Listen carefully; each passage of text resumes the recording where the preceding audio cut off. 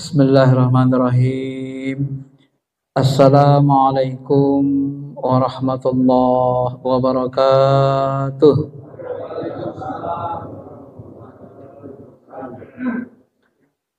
Alhamdulillahilladzi khalaqana min turab summa ja'alana khalifatan fil ardi lina'muru fiha wa la nufsidu fiha abada. Asyhadu an la ilaha illallah wahdahu la syarikalah wa asyhadu anna Muhammad sayyidina Rasulullah. Allahumma salli ala habibina syafi'ina Muhammadin wa ala alihi wa sahbihi ajma'in. Amma ba'd. Ma'asyiral muslimin, Bapak Ibu yang dirahmati Allah Subhanahu wa taala. Mari sama-sama kita mensyukuri nikmat kehidupan, nikmat iman, nikmat kesehatan jasmani dan rohani, nikmat Islam, nikmat ihsan, nikmat ma'rifah dan afiyah. Mudah-mudahan dengan banyak bersyukur kita dicatatkan Allah sebagai hamba yang pandai bersyukur, abdan syakura. Dan mudah-mudahan kita dituntun untuk mentaati Allah sampai nanti kita kembali kepada Allah Subhanahu wa taala. Kumpulkan bersama Nabi dan sahabat, guru-guru kita yang saleh, keluarga kita yang saleh dan salehah. Amin amin ya rabbal alamin. Bapak Ibu yang dirahmati Allah Subhanahu wa taala, awal agama kita ini, awal ilmunya itu ada 3 sebenarnya. Inilah yang diajarkan Jibril kepada Nabi SAW. Ketika itu Jibril berupa wujud manusia, laki-laki yang sangat tampan, baju putih bersih sekali, indah. Lalu mendekati Rasul, dia rapatkan lututnya ke Rasul. Lalu dia tanya, ma huwal Islam? Apa yang dimaksud dengan Islam? Maka dijawab Nabi, anta syahadu an la ilaha illallah wa anna Muhammad Rasulullah. Wa tuqimus shalah wa tu'tiyaz zakat wa tasumu ramadan wa tahajjal bait man istata'a ilaihi sabila. Di Islam itu syahadat, mengakui Allah sebagai Tuhan, Nabi Muhammad sebagai Nabi, sampai kepada haji bagi yang mampu. Jadi rukun Islam ini awal ilmu. Membahas hukum Islam inilah nanti dihasilkan ulama namanya ilmu syariah, ilmu fikih, supaya kita mengerti bagaimana tata cara syahadat, tata cara sholat secara syariat, haji, puasa dan seterusnya.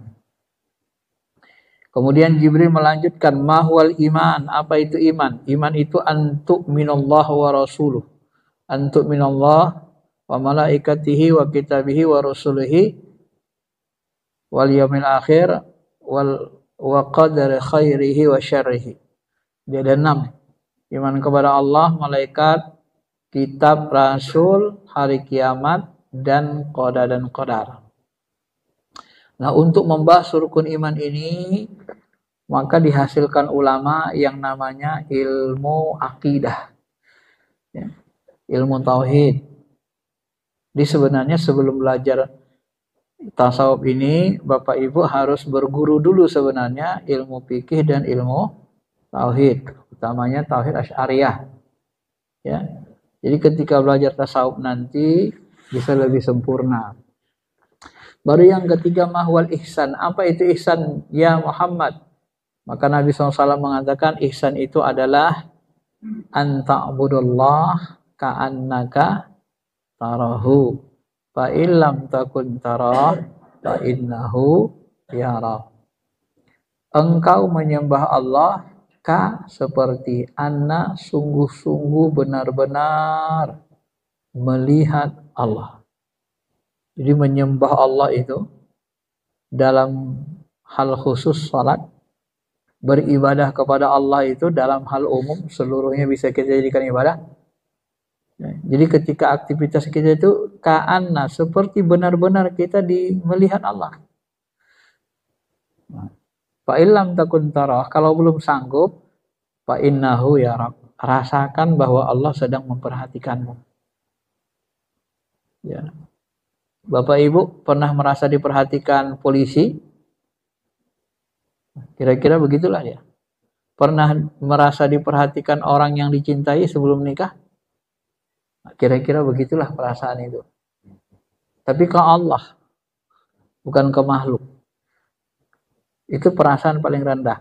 Nah, bagaimana supaya kita bisa memahami, mengamalkan anta budallah ka'annaka tarah, engkau menyembah atau beribadah secara umum kepada Allah seperti benar-benar melihatnya, atau paling tidak merasa diperhatikannya.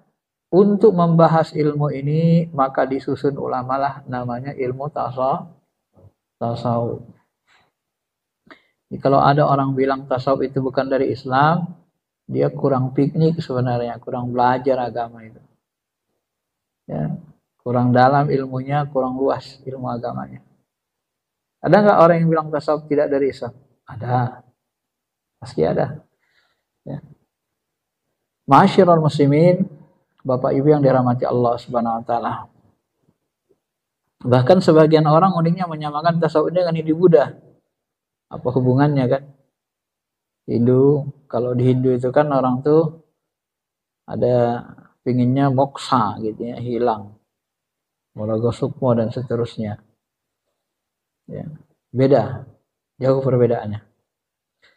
Bapak Ibu, tasawuf ini Ibnu Taimiyah, kalau kita baca buku Ibnu Taimiyah, saya tidak tahu Ibnu Taimiyah ini menulis tentang tasawuf, definisi tasawuf ini, apakah beliau menulisnya sewaktu belum mendalami tasawufnya atau sesudah gitu ya. Kalau kita lihat buku Ibnu Taimiyah, dia katakan tasawuf itu susah melacaknya dari Islam. Menurut dia. Bisa dari kata sopa, kata sub, gitu kan. Maka nanti saudara-saudara kita yang di tempat lain, misalnya seperti Salafi, mereka suka mengambil mengutip pendapat Taimiyah ini. Dari sini awalnya nanti mereka beranggapan tasawuf itu dari Islam, gitu ya. Bapak Ibu yang dirahmati Allah, kalau kita belajar ilmu agama itu harus kepada orang yang ahli dalam ilmu itu. Ini peringatan bagi kita semua. Bapak Ibu, kalau Bapak Ibu anaknya sakit mata, bawa ke dokter mata atau dokter hewan? Bawa kemana? Pasti bawanya ke dokter mata. Kenapa nggak ke dokter hewan? Atau ke dokter gigi? Kan sama-sama dokter. Karena spesialis keilmuannya beda. Maka di antara ulama sekian banyak juta ulama ini, kalau mau belajar ilmu tasawuf, wajib kepada ulama yang ahli tasawuf. Paham? Kalau Bapak Ibu belajar kepada ulama yang nggak ngerti tasawuf, itulah jadinya rusak itu. Agak dia bilang nanti nggak dari Islam macam-macam gitu kan. Nah, maka nanti ulama yang ahli tasawuf itu, ulama ini kan spesialisnya atau keilmuannya, kecenderungannya tidak sama semua. Ada yang ahli fikih, Imam Mazhab 4. Ya. Ada yang ahli ilmu kalam, ilmu akidah, Imam Asy'ari, Maturidi, ini asalnya. Imam Tohawi. Ada yang ahli tasawuf, Imam Junaid Bardadi, Imam Ghazali, Syekh Ghazalani. Sama-sama orang beginilah kita belajar. Ya. Bahkan nanti tasawuf ini karena dia untuk membersihkan hati, ya. Kalau Syekh Ghazalani sebagai ahli tasawuf, beliau mengatakan tasawuf itu berasal dari kata sopa. Sopa itu bersih. Jadi tasawuf itu adalah ilmu untuk bersihkan hati. Ya. Untuk bersihkan hati. Supaya apa? Nanti puncaknya adalah ma'rifat, kenal Allah. Dan kita beribadah seperti yang dibacakan tadi ayatnya. Allazina yajunnuna annahum mulaqu rabbihim. Hati mereka itu yazunnu, menyangka, mengira, memandang bahwa mereka sedang liqa, berjumpa sama Tuhan, ketemu. Ya. Liqa itu kan artinya ketemu. Maka Syekh Abdul Qadir Jilani misalnya dalam kitab Sir Asrar dia katakan, lafaz tasawuf itu berasal dari kata empat huruf kan, ta, ya, shad, waw, Ya. Fa, tasawuf. Ta itu artinya taubat. Maka orang tasawuf itu harus didahului dari taubat nanti. Kenapa? Karena orang yang ingin membersihkan dirinya tidak bisa tidak kecuali taubat. Kalau nggak taubat nggak bersih-bersih. Nah, taubat dulu. Kemudian yang kedua, ya, orang yang tasawuf itu sesudah taubat, taubatnya taubat zahir dan batin, qalbunya juga ikut taubat. Ya. Kalau taubat zahir sudah paham kita tidak boleh menyentuh yang haram, taubat batin hati kita harus ke Allah saja diusahakan. Ya. Tak boleh hati kita lalai, tak boleh hati kita buruk sangka, syirik dan lain-lain. Dan yang shotnya itu sopa. Nah, setelah tobat apa yang kita peroleh baru sopa, bersih hati kita. Ya, bersihlah sir rahasia dalam hati kita, bersih anggota tubuh kita dari dosa. Nah, itulah tasawuf itu. Untuk apa dibersihkan? Nanti kalau sudah bersih sebersih-bersihnya, maka kita akan mendapat yang ketiga. Wow, apa itu? Wilayah. Apa wilayah, Ustaz? Menjadi wali, kekasih Allah. Makanya ilmu tasawuf ini seperti kata Pak tadi berat ini. Karena ini ilmu jadi wali sebenarnya, Pak.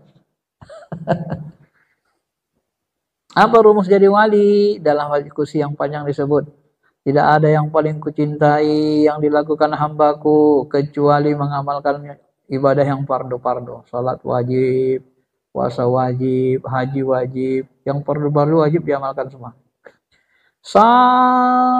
Kemudian tidak henti-hentinya hambaku melaksanakan amalan nawafil, amalan sunnah.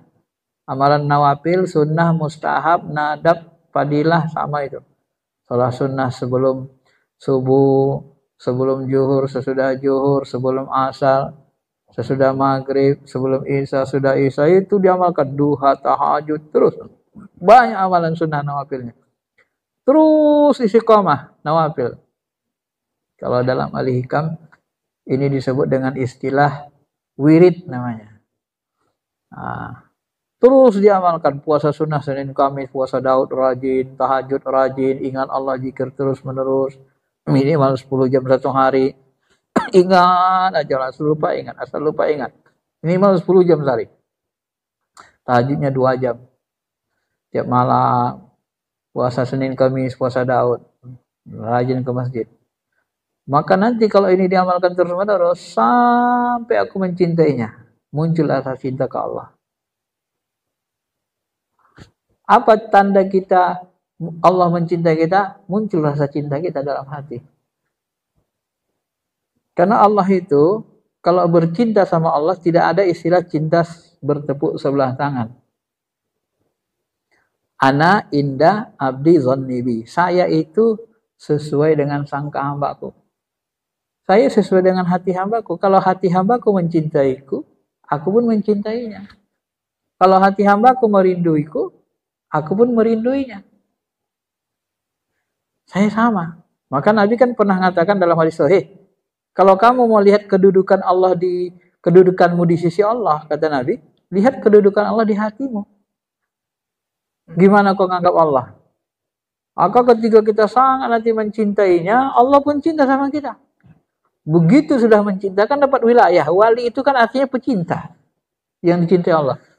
Begitu kita mencintai Allah, Allah pun mencintai kita. Apa yang terjadi? Maka aku jadikan dia memandang dengan mataku. Dia berjalan dengan kakiku. Dia mendengar dengan telingaku. Jadi seperti menyatu sama Allah, saking cintanya, dekatnya. Orang pecinta itu kan sangat dekat. Jadi seolah-olah nyatu. Walaupun kita tidak satu, seperti nyatu gitu. Saking cintanya, dekatnya. Nah, itulah puncaknya. Dapat wali. Nah, dapat wilayah. Itulah wow. Baru yang terakhir nanti fa. Fa itu apa? Fana. Apa yang maksud fana? Fana itu hati kita kosong dari selain Allah. Walaupun kita kerja dunia, yang kita lihat cuma Allah saja. Maka kata Abu Bakar, aku melihat Allah sebelum aku melihat sesuatu. Sederhananya gini. Coba lihat jam itu. Kalau ibu lihat ini. Sebelum kita melihat jam itu, Pak, mana lebih dulu kita lihat, Allah apa jam itu? Mana lebih dulu ada, Allah apa jam? Allah kan? Cuman ketika kita melihat jam itu, terlihat nggak Allah? Selalu nggak lihat kan? Kenapa? Hati kita tidak bersih. Jadi Allah itu tak nyata dalam pandangan mata hati. Padahal anta budallah ka'annaka tarahu. Dia beribadah menyembah Allah seperti benar-benar melihat. Ka seperti anna benar-benar roh melihat. Maka saya sering sebut di situ digunakan kata ro'a. Ro'a itu melihat pakai apa? Ro'a itu sebenarnya cenderung melihat pakai ruh. Ya, mata ruh, mata hati. Nah, itulah yang dikatakan kalau dalam bahasa Arab kan ada istilahnya ro'a fil manam. Ro'a fil manam, melihat dalam tidur. Artinya mimpi. Waktu bapak ibu melihat dalam tidur, waktu mimpi melihatnya pakai apa? Kalau mimpi melihat pakai apa? Pakai ruh. Pakai kolbu. Jadi dalam mimpi itu kita melihatnya pakai ruh. Jadi ketika kita jumpa ayah kita, mak kita dalam mimpi, kadang-kadang kalau orang cinta berat jumpa dengan orang yang dicintai dalam mimpi, di mana dia jumpa itu? Padahal badannya di rumah. Jumpa di mana itu? Jumpanya di alam ruh. Melihatnya pakai ruh, jumpanya di alam ruh. Jadi alam ruh itu mana? Di mana alam ruh itu? Padahal hampir tiap hari kita masuk ke alam ruh, benar? Waktu bapak tidur kan masuk alam ruh kan? Mimpi, benar? Ya udah. Nah, ini kalau nggak dibahas gini, kadang-kadang orang lihat alam ruh itu tah gimana, seram. Enggak. Ketika bapak tidur, ya hampir tiap hari kita masuk ke alam ruh kan? Makanya tidur itu disebut mati kecil. Walaupun puncak nanti fana. Fana itu apa? Ya fana itu hati kita hanya isinya Allah. Mau berangkat kerja, ya Allah aku berangkat kerja cari nafkah karenamu ya Allah. Mudahkan urusanku. Yang terpandang Allah. Di kantor terpandang Allah, ya Allah ini kerja ini banyak kali ya Allah. Tolonglah bantu aku menyelesaikannya. Hati kita mandang Allah juga. Waktu pulang kerja, alhamdulillah ya Allah udah kau mudahkan urusan. Walaupun tadi ada masalah, kau bantu menyelesaikannya. Terima kasih ya Allah. Ya Allah saja yang terlihat. Maka nanti inna sholati wa nusuki wa mahyaya wa mamati lillahi rabbil alamin. Terlaksanalah itu. Sesungguhnya sholatku, hidupku, matiku, nusuki, aktivitas hidupku, ku persembahkan, ku ibadahkan untuk Allah Rabbal Alamin.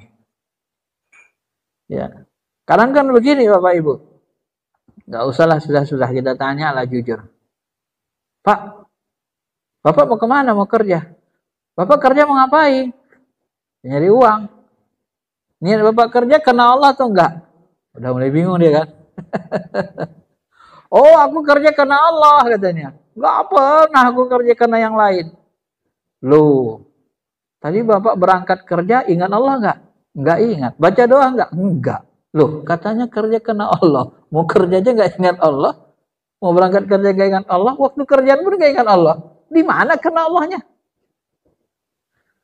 Nah, coba. Itulah karena hati kita kolbu tadi tidak menatap Allah itu. Itulah akibat tidak bertasawuf bahasa lainnya. Ya. Dan tasawuf ini Bapak Ibu, awalnya dulu dia tasawuf ini ngamalkan sunnah, kuncinya yang tadi. Amalkan yang fardu, amalkan yang sunnah sampai aku mencintainya. Kalau sudah mencintai, ku jadikan mandang memandang. Maka nanti kita makrifat, kenal dengan Allah. Bisa kita kenali Allah itu dengan kolbu kita. Itu Allah tuh. Itu dia itu Allah. Nah, itu Allah. Tapi kolbu kita yang menunjuk. Jangan tunjuk begini. Kalau tunjuk pakai begini salah. Karena dia di dalam ruang. Ya. Tapi qalbu kita itu bisa menunjuk itu Allah tuh. Dia bisa rasakan. Maka kata Allah dalam hadits qudsi, tidak ada yang bisa menampung diriku kecuali qalbu, hati hambaku yang beriman. Kenapa? Karena Allah itu muhitum bikulli syai', meliputi segala-galanya. Dan qalbu, hati kita itu bisa memandang segalanya. Nah, coba nanti kalau coba sekarang, coba lihat langit pakai hati. Kepandang nggak langit tuh yang di luar? Kalau lihat pakai hati, kepandang kan? Bisa mana nggak langit? Kepandang kan? Masya Allah luasnya langit itu. Pandang pakai hati. Ya Allah luasnya kekuasaan. Hati itu nggak terhijab sama ini. Dia bisa mandang. Tapi kalau mata bisa nggak lihat langit dari sini? Nggak lihat. Nggak tembus. Kalau hati bisa. Apalagi Bapak udah sering lihat langit. Udah tahu macam mana kan? Nah itulah. Artinya hati itu bisa meliputi. Dia mandang meliputi segalanya. Maka yang bisa meliputi Allah itu adalah qalbu, orang yang beriman. Itulah maksudnya di situ. Kalau kita pahami. Nah. Masyarul muslimin, Bapak Ibu yang dirahmati Allah. Itulah makna tasawuf yang kalau mendefinisikannya orang ahli tasawuf, ulama tasawuf. Nah, begitulah artinya sebenarnya. Dan memang itulah mau dicapai. Nah, dalam perkembangan selanjutnya, karena orang tasawuf ini Bapak Ibu, karena dia untuk ilmu, untuk mengenal Allah, ma'rifat kepada Allah, suci, masuk ke makam wali, ini tentu banyak godaannya. Kalau tidak pakai guru, nanti kebuka mata hatinya. Saya sendiri, mohon maaf nih ya, saya cerita. Bukan untuk main-main, bangga-banggaan. Saya dulu belajar tasawuf ini otodidak. Awalnya, di Aliyah. Amalan guru saya di Aliyah namanya Pak Al-Zakoro. Dia suruh amalkan amalan wali itu ada 5 amalan sunnahnya, nawafilnya. Pertama sholat tahajud 2,5 jam setiap malam. Yang kedua ingat Allah, zikir minimal 10 jam sehari. Ingat Allah gitu. Nggak mesti berlapas, seperti ingat. Nanti dibantu pakai lapas. Yang ketiga puasa minimal Senin Kamis kalau nggak Daud, ya itu amalan wali. Ya. Udah berapa tuh? 3 ya. Apa tadi? Tahajud, kemudian puasa, ingat Allah. Nah, baru 3 kan? Yang keempat itu apa? Mungkin kalau nggak salah yang keempat itu sholat di awal waktu ya, rajin ke masjid ya. Sering sholat di awal waktu. Itu cara untuk supaya tumbuh rasa cinta. Nah, jadi amalan-amalan sunnah ini Bapak Ibu, rajin puasa, rajin zikir, rajin tahajud, dia akan bantu buka qalbu kita. Saya waktu itu kan nggak berguru, diajarkan gurunya saja gitu. Saya amalkan sendiri aja. Nggak ada yang bimbing. Kadang-kadang saya ditimpa jin, badan saya tidur, kelihatan di situ kayak gunduru itu bulunya tebal kali. Kalau orang sekarang bilang ketindihan. Ya kan? Ketindihan. Kadang-kadang saya kelihat ruh saya terbang ke atas, saya lihat badan saya kok 2 gitu. Itu seperti meraga sukma. Saya nggak ngerti, nggak ada yang bimbing. Ya, waktu meninggal orang tua saya itu unik. Begitu saya mau tidur, tiba-tiba datang suara mau bangun. Kami panggil ayahmu ya, katanya. Maksudnya ayah mau meninggal. Lalu saya bilang, kok cepat kali ya Allah. Marah suaranya. Apa dia bilang? Sudah tahan ya kau nerima itu. Kok kayaknya nggak nerima takdir gitu kan. Saya dibentak. Langsung tersentak, saya terbangun. Langsung terbangun dari situ Pak. Ya itu. Kadang-kadang saya lihat malaikat terbang. Turun lagi. Cepat sekali. Putih cahaya. Nggak ada yang giming. Hati saya dia bilang ini malaikat gitu. Nah, kadang-kadang macam. Ya, nanti kalau saya ceritakan aneh-aneh semua. Itu pengalaman dulu, gitu kan. Itu amalannya, itu amalan wali itu. Saya amalkan sendiri. Sebenarnya waktu itu saya sudah paham, sudah kenal sama Allah. Sudah kenal. Tapi nggak tahu saya. Karena nggak ada bimbing. Nah, nggak ada bimbing. Maka sesudah saya dalami tarekat, selama 10 tahun lebih, barulah tahu saya, pengalaman saya itu, ini Allah itu, ini. Baru saya paham. Maka, supaya tidak tersesat seperti saya dulu bingung, udah ngertinya kan? Tapi kan masih bingung itu Pak, gak ada yang bimbing. Maka muncullah namanya tarikat. Ke guru tarikat saya bilang, tarikat itu adalah sekolah tasawuf. Jadi kalau Bapak Ibu mau mengamalkan ilmu tasawuf, sendiri-sendiri kayak saya tadi, otodidak, namanya nggak sekolah. Ya kalau nggak sekolah tasawuf, namanya otodidak. Hasilnya gimana? Ya kalau salah-salah kan gampang sesat kan? Gampang sesat kita jadinya. Ya. Saya kalau jalan tuh berzikir aja. Allah subhanallah. Saya nggak berhenti. Sampai wali kelas saya Diman bilang, salah kamu, mulut kamu kok kumat kami terus katanya. Kamu zikir ya? Iya Pak, saya bilang. Emang iya. Karena disuruh minimal 10 jam sehari. La ilaha illallah. Mulut kita gini-gini aja. Subhanallah. Karena dalam hadis pun ada. Berzikirlah kamu rotbam min zikrillah. Sampai mulut kamu basah dengan zikirullah. Sampai orang-orang munafik mengatakan kamu orang gila. Itu ada hadisnya kan? Saya baca, saya hafal. Tapi memang waktu kita amalkan itu, kita ngapal Quran gampang, ngapal hadis gampang. Jadi kalau belajar Quran hadis Diman, saya masuk, saya udah hafal Quran hadis semua. Jadi gurunya bilang, dulu di sini ada dulu namanya si Faisal, ketua OSIS. Saya suka sekali sama anak itu. Kenapa? Dia masuk kelas. Ya sebelum saya hafal ayatnya, dia sudah hafal katanya. Tapi begitu dia menguji saya. Dari mana saya tahu? Dari adik sepupu saya ketika dia masuk man, dia cerita. Nah, jadi wali kelas guru Al-Quran itu cerita. Dulu di sini ada namanya, bilangkan saya. Nah, karena gurunya nggak hafal, saya hafal Pak ayat hadis hafal. Makanya dulu saya lebih 1000 hadis saya hafal itu. Itu masih di aliyah dulu. Tahun 93. Nah, disitulah saya sebenarnya berkeyakinan sunnah Nabi ini pun kalau kita amalkan ini nembus ini Pak. Kalau udah bersih hati itu nembus dia. Bisa nembus alam gaib dia. Bisa nembus. Cuma nanti kalau tidak ada bimbing, ya itu tadi.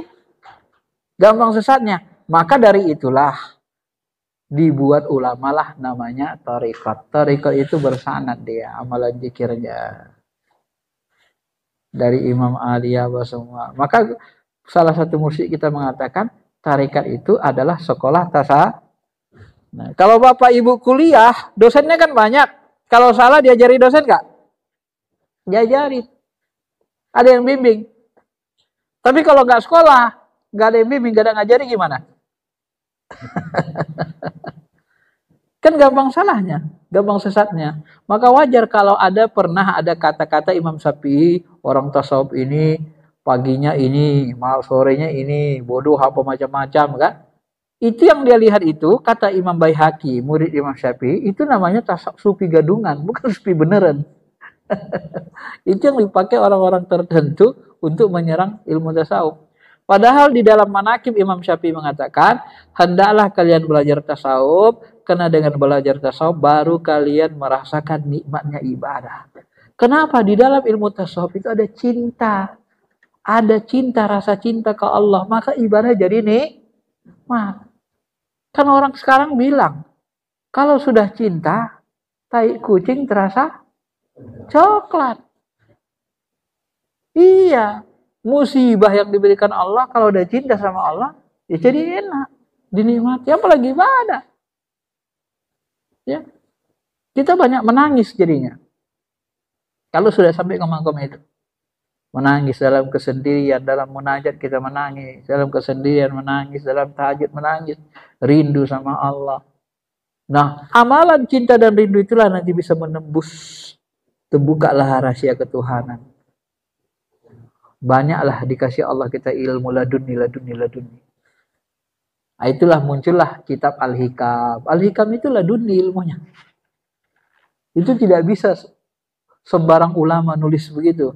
Seperti syair. Sebenarnya bukan syair, itu ilham dari Tuhan. Dituliskan dalam bahasa dia. Makanya bahasanya beda kan, halus. Tidak sama dengan buku biasa. Dan salah satu mursyid kita punya. Namanya buku sudah disusun. Namanya Inilah Aku. Kalau yang mursyid punya kita, dia nggak diedit. Begitu datang ilham itu langsung dituliskan aja. Baru dikumpul ilham bicara tentang rasa, ini tentang ruh, ini tentang nur, ini tentang cahaya. Dikumpul sama khalifahnya. Untuk memudahkan memahami. Nah, itulah sebenarnya tasawuf itu. Jadi memang tasawuf ini kalau memang mau serius belajarnya memang harus berguru. Dan yang perlu saya ingatkan, berguru kepada ulama ahlinya dan jangan keluar dari syariat. Karena nanti Syekh Bukhari Jilani pun jelasin. Nanti di zaman beliau saja sudah banyak yang sesat. Udah sampai wali ngerasa dia, udah boleh ninggalin sholat. Sesat lah itu. Sedang Nabi Muhammad aja lebih tinggi dari dia nggak ninggalin sholat, kan gitulah. Sedangkan Siti Jenar pun dia sebut dalam bukunya, wali yang ketipu adalah wali yang ninggalin syariat. Nah, dianggapnya nih wali tertipu. Ya. Nah, ciri-ciri orang sesat itu kan dia mengharamkan yang halal, menghalalkan yang haram. Mungkin ada di TikTok atau di WW yang beredar baru-baru ini. Ada seorang guru duduk di sini. Sini muridnya perempuan di bawah, sini lagi perempuan. Dia belajar tasawuf, bertarikat katanya, tapi menghalalkan megang-megang aurat muridnya. Tanya, Pak, Bapak kalau menghalalkan megang-megang aurat murid Bapak, katanya. Oh iya, aku mau menghidupkan rasa, katanya. Ilmu rasa. Loh. Bukan yang dihidupkan rasa, syahwat yang dihidupkannya, Pak. Orang megang-megang kok rasa. Ya rasa setan kan, syahwat jadinya kan. Itu rasa jasmani, bukan itu. Yang dihidupkan itu rasa bertuhan, bukan syahwat ke wanita. Inilah namanya orang udah nggak ngerti tarekat, nggak ngerti tasawuf, nggak ngerti ilmu rasa, nggak ngerti juga syariat. Bahaya kan, bahaya. Nah, Bapak Ibu, jangan takut. Di mana-mana ada orang sesat, di mana-mana ada orang lurus. Di Muhammadiyah ada nggak yang sesat? Ada, yang liberal. Di NU ada juga. Ya, di Al-Wasliyah ada juga. Di ilmu fikih ada banyak juga yang sesat. Di ilmu tasawuf ya apalagi ada juga. Di ilmu akidah iya banyak yang sesat. Ada Jabariyah, ada Mu'tazilah, ada Qadariyah, ini sesat semua kan. Jadi semua tempat itu ada sesatnya gitu. Ada yang menyimpangnya. Ya baik di ilmu fikihnya, akidahnya, tasawufnya. Maka kita belajar ilmu ini, kalau Al-Ghazali menyebut belajar dulu ilmu syariat, mantapkan dulu syariatnya. Udah mantap, baru masuk tarikat, baru masuk hakikat dan ma'rifat. Begitu dia. Ya. Kalau saya memang basic saya, memang dulu saya di awal sudah belajar tasawuf sendiri, nyendiri, ngamalin sendiri kan. Kemudian saya S1, S2, S3-nya syariah. Nah, kalau saya belajar tasawuf di kampus, nggak ada ahlinya. Nggak ada masyayikh ke situ. Semuanya tasawuf teori aja. Paksa saya keluar saya 10 tahun lebih saya belajar tarekat.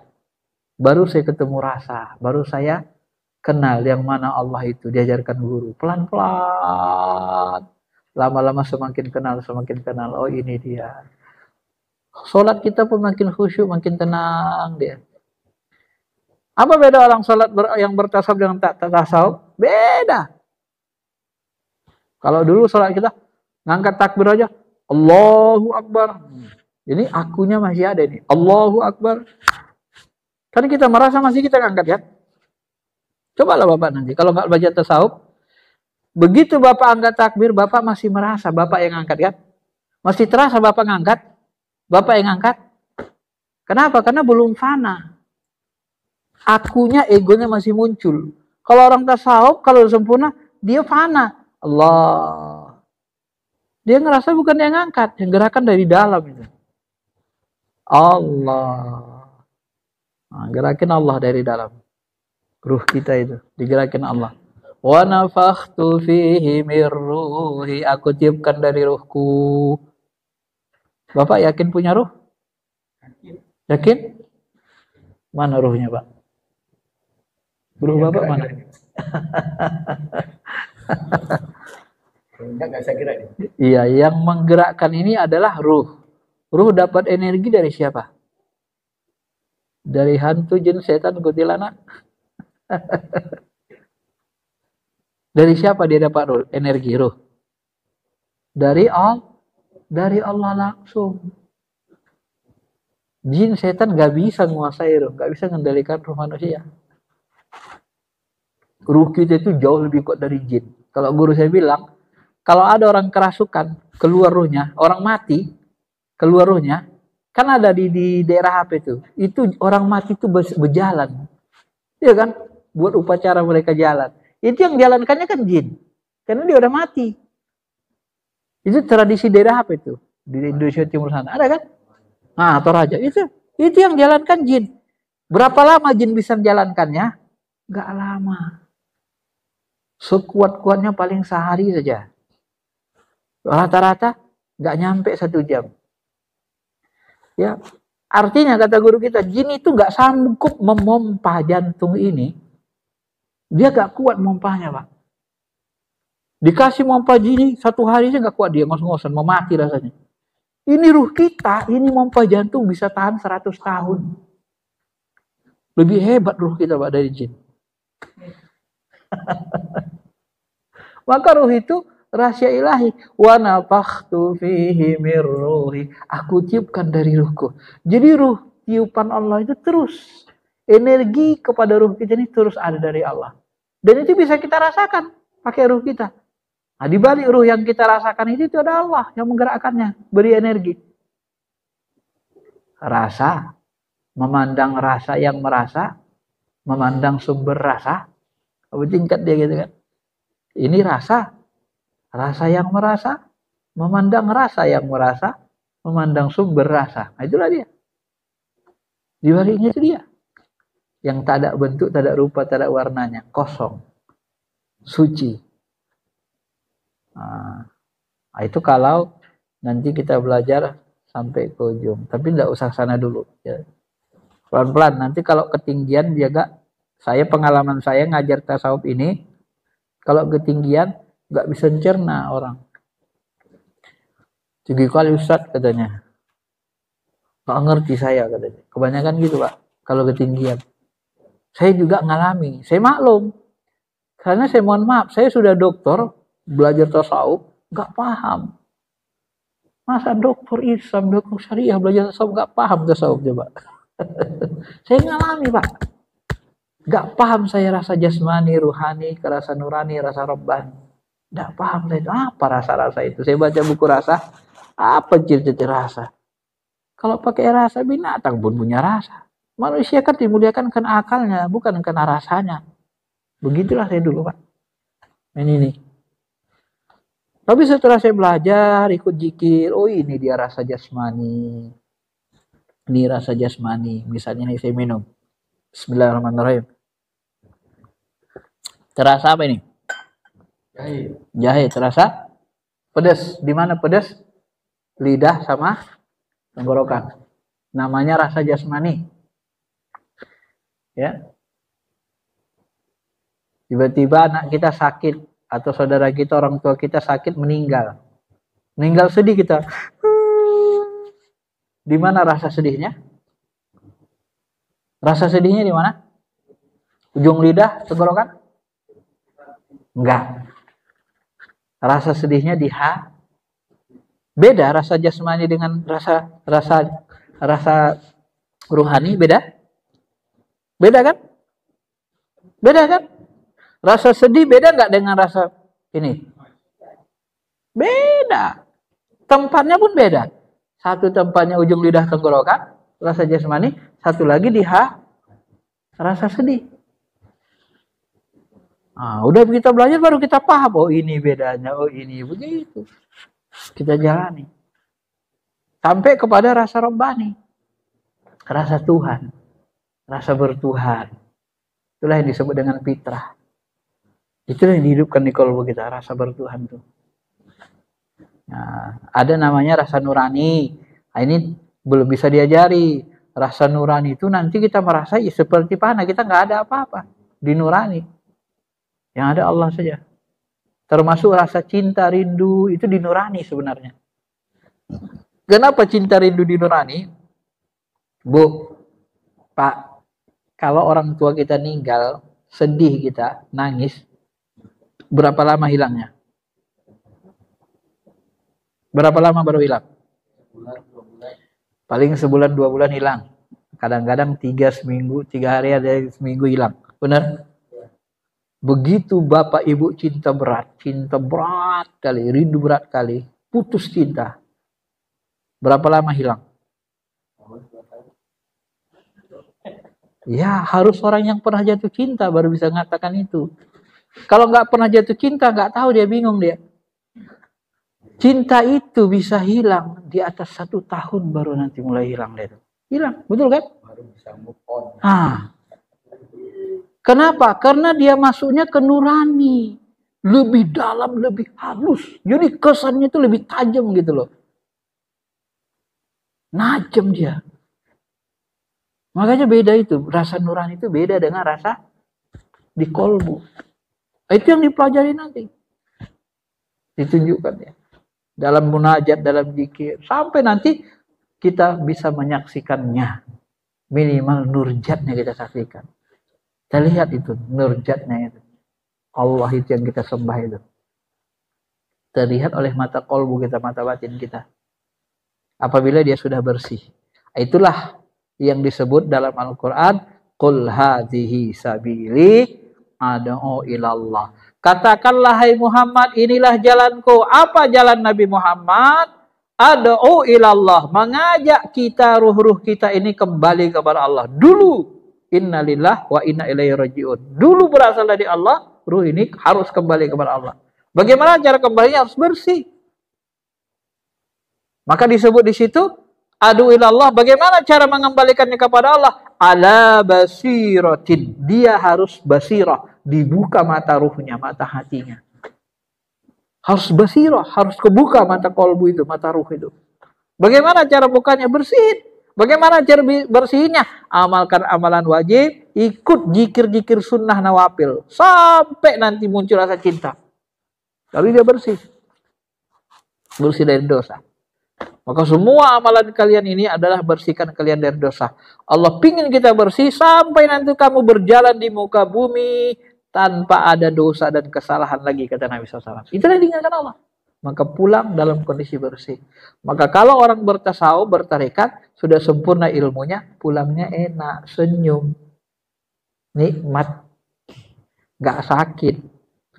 Karena udah ngerti alam ruh, alam rasa. Udah paham.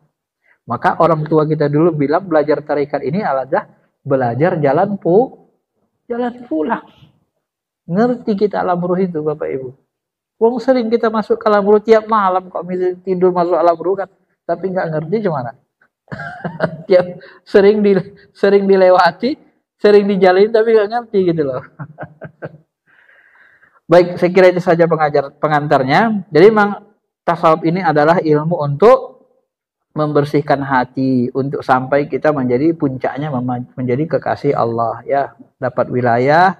Kalau kita zikir kita fana. Kita tidak merasa, tak merasa apa-apa. Jadi ini kita merasa la haula wala quwata illa billah. Kalau bahasa Umar, puncak ilmu itu adalah la haula wala quwata illa billah. Kalau kita masih merasa kita yang gerakin, itu belum sempurna ibadahnya.